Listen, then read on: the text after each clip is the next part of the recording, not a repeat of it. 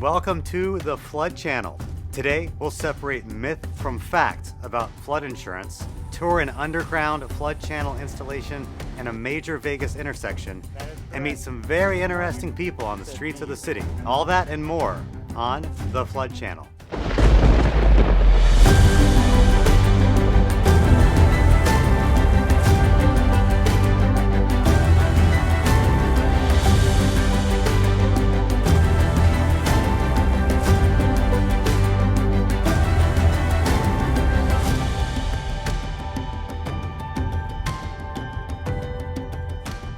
A major project to improve West Charleston Boulevard is underway. The Clark County Regional Flood Control District saw an opportunity to work in partnership with the City of Las Vegas to better protect people and property from flood damage.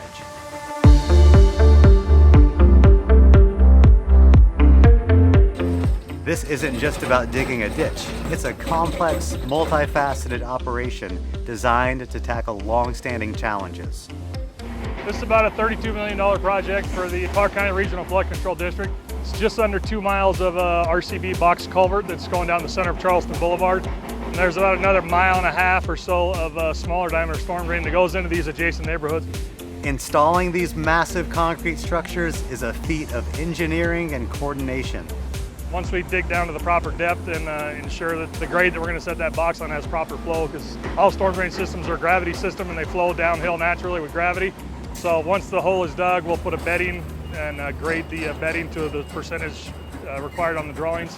And then we'll take a large crane and pick the box up with some cables, set the RCB of the box culvert down inside of the hole, and do what's called pull it home. So you seal the joints together and then remove the cables and then basically continue that process up the road until we get to the end. To minimize long-term disruption, the project employs a unique strategy called a marathon closure. We can either cross the intersection in little segments and do it kind of slow and painful, or the Band-Aid analogy is let's just rip it off and get it done. So we'll close this intersection down on a weekend, have a little bit of impact to the traveling public in the short term, get the box all the way across and have it opened up by Monday morning. While these closures present temporary inconveniences, long-term benefits for the community are substantial. It's going to help the businesses. It's not going to create flooding issues into driveways. It's going to go down underground and disperse as quick as it possibly can, obviously depending on the volume of water. The sheer scale of the trench itself is a testament to the project's ambition. It's a 14-foot wide, and at this point here in the intersection, it's about 20 foot deep. And going through the material is the biggest challenge. There's a lot of hard rock that Las Vegas paving needs to pound through, and it creates a time crunch. Projects of this magnitude often uncover unexpected challenges. There was an abandoned gas line in the trench, unknown to the designers, unknown to Las Vegas paving, unknown to the city. And so once you discover something like that, now it kind of slows things down. You got to figure out where did it come from, how long is the run, what kind of material is it made out of, what's the process of trying to remove it. This project is making construction history. As you may know, this is what we call a marathon. Las Vegas Paving and other people in the valley have been doing this for probably 20 years or so. And what we've done in the past previously is petition the city or the county or whoever we're working for, whatever agency we're working for, to do a marathon where we do a full road closure. From custom-built box culverts to dozens of personnel, every element of the project demands meticulous planning and execution. Last night there was probably close to 50 personnel out here if you count all the traffic control guys. Guys saw cutting the asphalt, getting out in front of us, getting ready to dig, and then our excavation crews, our backfill crews, our box lane crews. Every box culvert that's made, which is a square, the RCB or the box culverts we call them, those are all custom made products and they're spec'd out for each individual project. So these aren't something you go down and buy off the shelf down at Home Depot. This boxathon is a link between Charleston Boulevard's rich past and today's innovative engineering, building a more resilient future for Las Vegas. It just shows great progress of the contracting community, the cities, the counties, regional flood to really work together, come together, and figure out the best solution for the traveling public. Here at the Regional Flood Control District, our team is made up of people with a wide range of experience. In today's Employee Spotlight, you will meet Regina Morales, a senior office specialist who originally started her career journey in a very different industry.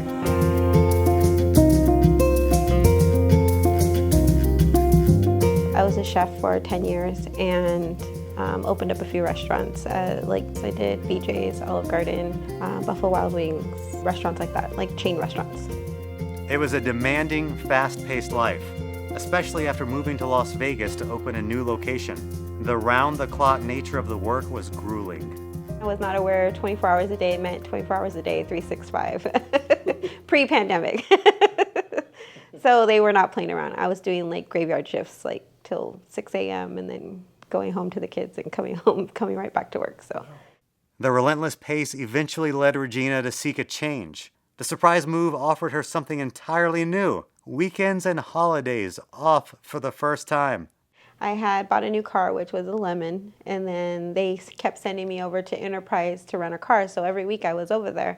I was like, you might as well just work here. And then within the week I was hired there, and I was running their office, which was a new environment. But the hustle and bustle of a restaurant and running an office is about the same. It was a step toward her true professional calling, found at the Regional Flood Control District. She was soon promoted to her current role. Here at Flood, I would say the people keep me busy more than the business itself, because I help the engineers with their day-to-day tasks. I help, wherever there's help needed is where my hands are. I did not know about Flood until I started here, and it was a really cool program, and I was like, oh. I was shocked. I was like, whoa, we do a lot. Like, I didn't even realize there was flooding until there's flooding, and then you get a call about it, and then you hear people stressed out because their homes are right behind it, or it's in their neighborhood, or there's kids in there, and then we have to put in an order for, then Metro goes out there, or Public Works, and takes care of what needs to be taken care of. I really like it a lot. This dedication to serving and protecting the public resonates deeply with Regina's personal life. Her home is a testament to her generous spirit, where her 6 biological children are joined by a multitude of foster children, totaling around 18 over the years.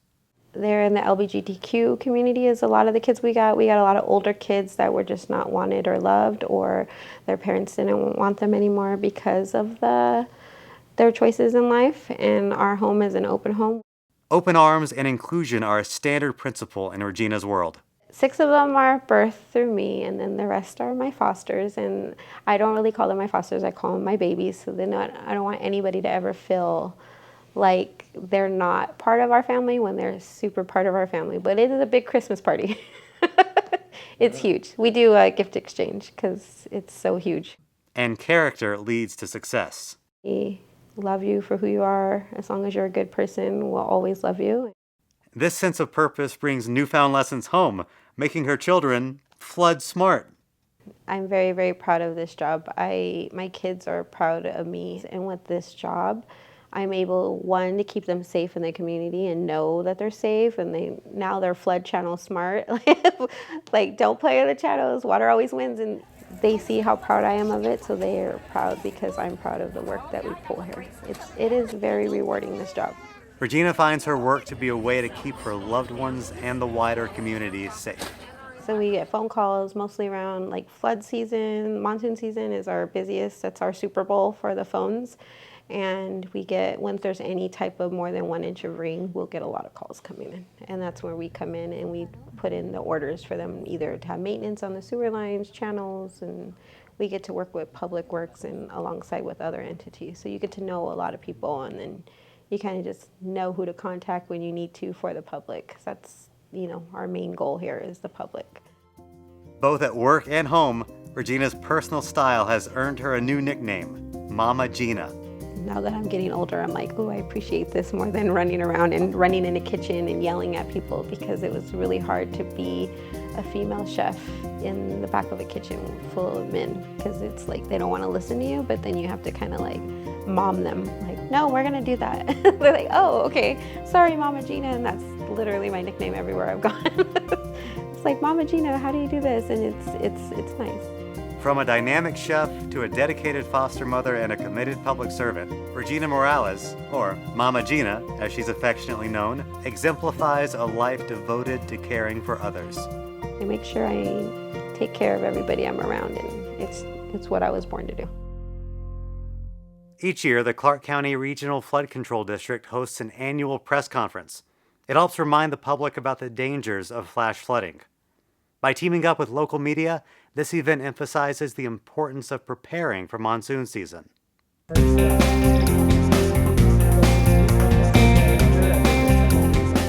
The 2025 annual press conference was held at the Jim McGoy Detention Basin. The terrain is characterized by a steep west-facing slope. Neighborhoods have been subject to serious flooding due to the velocity and volume of floodwater. Okay, we're out here on the east side of town at the base of the Frenchman Mountain. We got a couple funded projects. One of them is the Jim McGoy Detention Basin, which is under construction right now and it's going really well. Just south of here, north of Charleston, we have a funded project that's called the Orchard Levee, and that levee will collect runoff from Frenchman Mountain and convey it to the completed Orchard Detention Basin just south of Charleston. Presenters at the press conference included local government representatives and a lead forecaster for the National Weather Service. This new detention basin isn't just a piece of infrastructure, it's a quiet guardian designed to protect homes, businesses, and lives during our most dangerous storms. We are grateful for the ongoing support from our city and county leadership, as well as the agencies that work tirelessly to keep our communities safe. Over the past 3 decades, much of the planned flood control system for Clark County has been completed. There are 713 miles of storm drains, washes, and channels in the flood control district system. And this new detention basin is just one of the 111 basins here in Clark County. As of today, 76% of the storm drains, channels, and washes have been constructed from the original master plan more than 30 years ago. Detention basins and other flood control facilities are strategically planned and constructed to protect people and property. I'm doubly proud for this, first because it is a flood control project, but more importantly because it's District E, which is my district.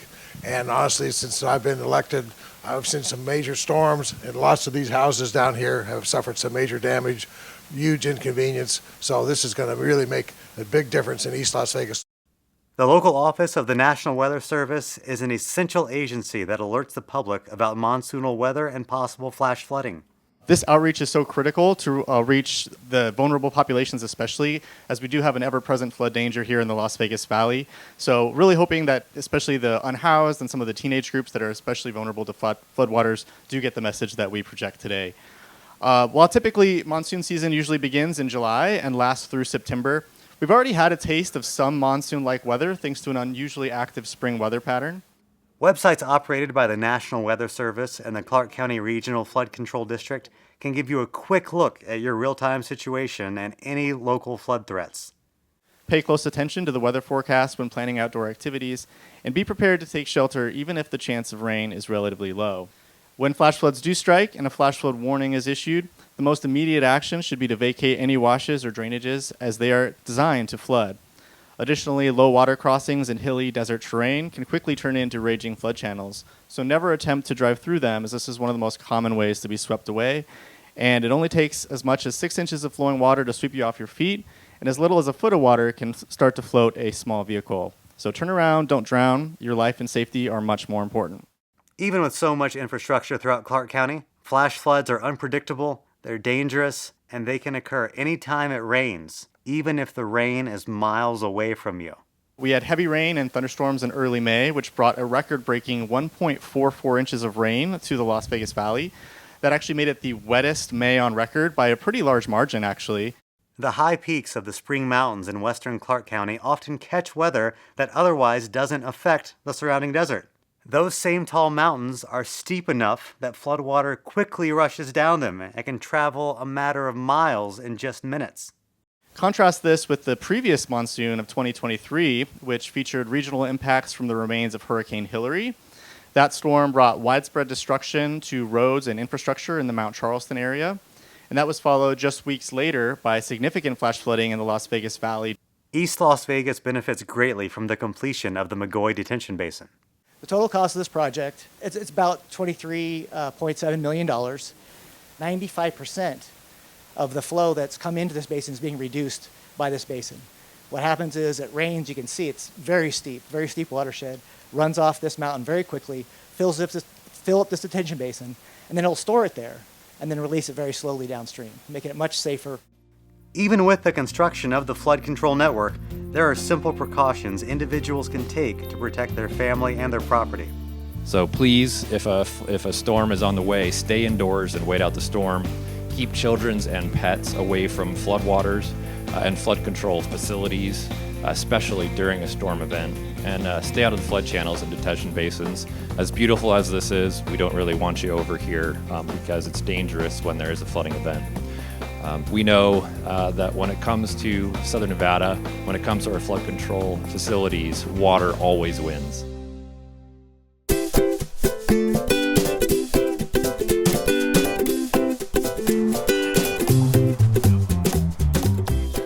I'm Jacob here in downtown Las Vegas. We are trying to find some people to answer trivia questions about flood control. Let's go. On average, how many inches of rain does Clark County receive each year? A, 2.81, B, 4.19, or C, 5.42? B.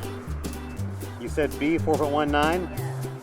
That is correct. You just won yourself your own world famous lip balm from the Regional Flood Control District. There you go. That's yours. Congratulations.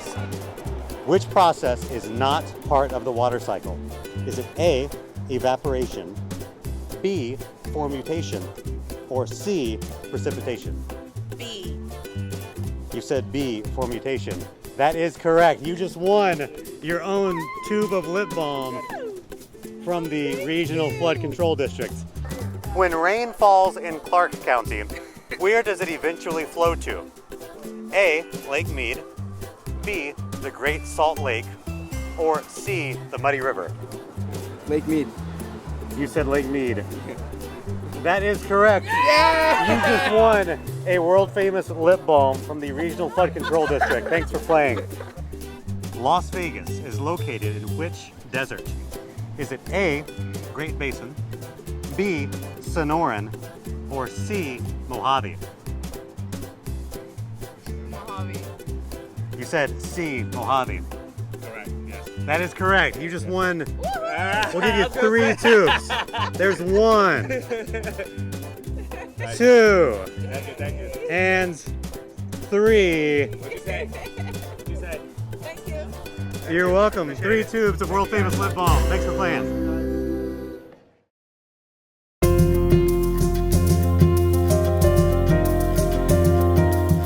The most common natural disaster isn't fire or tornado, it's flooding. Yet the majority of property owners and renters don't have proper protection. Many people assume they're covered by their standard insurance, but that's a dangerous misconception. Local Farmers Insurance agent Andrea Crone helps us separate fact from fiction. So for the average member of the public, people are busy, they're not certain of all the details about flood insurance. So at a really basic level, what is flood insurance? So flood insurance is going to be coverage for flood when you own a home, when you own a business, when you rent a property, and also when you have a car. So anyone who is a renter or owner or car owner in Clark County is eligible for flood insurance, is that right? Absolutely, yes, everyone is eligible. Many Southern Nevadans don't realize exactly what kind of water damage is covered by flood insurance. So flood insurance will cover any kind of water coming into the home from the outside. So if it rains, water hits the ground and flows into your home, that is considered flood damage. Correct, yes. And is it correct that flood insurance is not part of standard policies? Correct. So all of your home policies, your business policies, renter policies excludes what we call the peril or the loss of flood insurance. So with a standard or with your home policies, there are water coverage. So bursting of pipes, hot water heaters, busting, dishwashers overflowing, sinks left on and the water overflows, pipes within the walls. So everything with water inside of the home is covered on a home insurance policy. When you look at a flood policy, flood policies will cover any water that is coming inside of the home from the outside. That distinction is key. Water from the outside in requires a separate flood policy. Another common myth is that you can only get flood insurance if you live in a designated high-risk area. But that's not the case. Your agent can use official resources to determine your specific situation. What would you say to the average Clark County resident who may have just gone for that most economical option and is now interested in looking into flood insurance? Flood insurance is not as expensive as one must, think that it would be.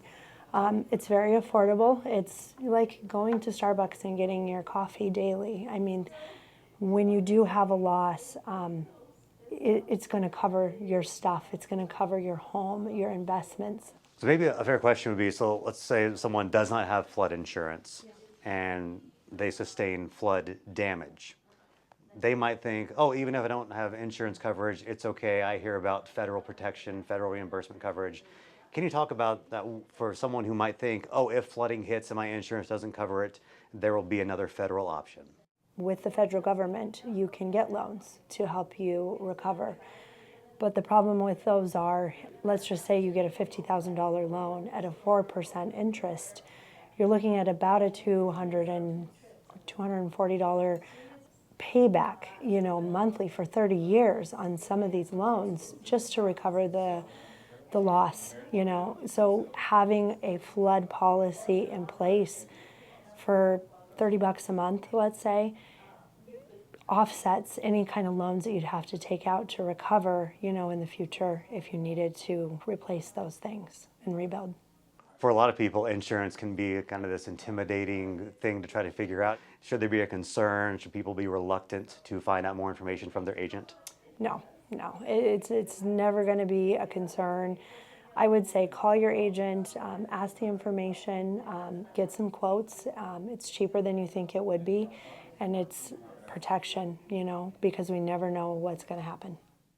To help us understand the real numbers behind the risk, Audrina Wright from the Crone Agency highlights some surprising statistics about where floods actually happen. There's 6 different types of flood zones in essence, but the high-risk flood zones, those ones, 1 in 4 homes will experience some type of flooding. Those homes that reside in those high-risk places, so 25%. It's quite a large number, so it's really important to have that insurance in place, especially not only the building, but also your contents. Over the course of a year, 30% of flood losses occur in just the low to moderate zones, so not even those high-risk areas. Anywhere it rains, it can flood. So you can experience those hardships of a flood anywhere. The risk is real, even for renters. A standard renter's policy covers personal property, but just like a homeowner's policy, it specifically excludes damage from floods, making a separate, contents-only flood policy essential. So if somebody's interested in learning more about how they could add flood insurance to their insurance policy, what should they do? I would have them call their insurance agent, and they can actually, there's websites that the agent can look it up on. They can determine what flood zone they're in, if they are in a zone at all. And actually, anybody can go to FEMA website. You go right to FEMA, you put in your address of your home, your business, and they can determine from a flood zone map, whether or not they're in risk with those and need to be covered. Mortgage lenders will require home buyers in a high-risk area to purchase flood insurance. That's something to consider when deciding where you choose to buy a home. Important points to remember. Everyone is eligible to purchase flood insurance, whether you're a homeowner or a renter. Flood zones are ranked high risk, moderate, or low risk, and the rates for flood insurance are matched accordingly. A simple click on our website will answer the question for you, am I in a flood zone? And a second click will take you to a list of myths and facts about flood insurance. You can find more information at the federal government's website, floodsmart.gov. Hi, I'm Andrew Trelease, General Manager and Chief Engineer of the Regional Flood Control District. I'd like to talk about a few things going on at the Regional Flood Control District. First of all, flash flood season has come and gone for 2025. The system functioned as designed, but that doesn't mean it wasn't without its risks. First responders had to perform several swiftwater rescues, reminding us just how dangerous flash flood season can be. But that doesn't mean the danger is over. Flash flooding can happen any time of the year, not just in the summer months. So please be flood safe. Remember, water always wins. Stay away from flooded streets, channels, and storm drains. Do not gamble with your life. Although we have a vast network of flood control facilities in Clark County, our work is not yet done. Earlier in this episode, we talked about some of the projects under construction in the central Las Vegas Valley. We have projects going on under construction all over Clark County right now. And I understand that this can be an inconvenience if you commute or live near construction zones. We appreciate your patience while we try to improve the infrastructure in Clark County. When you're traveling through these construction zones, please be safe.